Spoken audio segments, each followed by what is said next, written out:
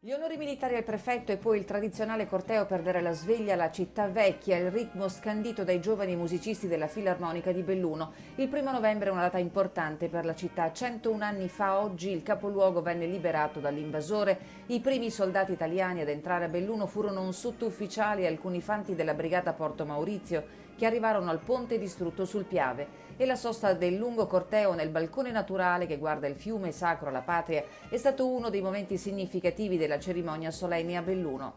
Ad aprire il corteo la Filarmonica, seguita dai militari del 7° Reggimento Alpini, dal gonfalone della città decorata di medaglia d'oro al valor militare, dalle più alte cariche civili e militari della città e dai vessilli portati dai rappresentanti delle associazioni combattentistiche ed Arma. È una giornata di grande valore per la nostra memoria e per la nostra identità, è una giornata in cui ricordiamo in qualche modo l'arrivo delle truppe italiane, quindi ricordiamo ovviamente il momento in cui torniamo a far parte del nostro paese. Ed è ancora più importante, credo, oggi, in questo periodo, in cui ci rendiamo conto, credo, molto di quanto importante sia l'idea invece di stare in pace. Chi dai balconi, chi dalle finestre ornate dal tricolore, i bellunesi hanno salutato festosi il corteo che ha attraversato il centro storico fino al pennone di Piazza dei Martiri per il primo significativo alzabandiera. Noi ricordiamo delle date storiche per il processo di unificazione dell'Italia, un'Italia unita e un'Italia libera.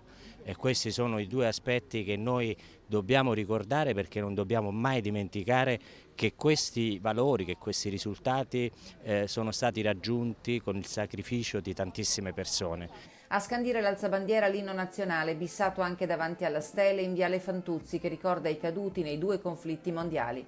Una cerimonia per ricordare quel sacrificio che oggi deve essere monito per rinsaldare lo spirito d'unione che tiene stretti e avvinti tutti gli italiani, da nord a sud.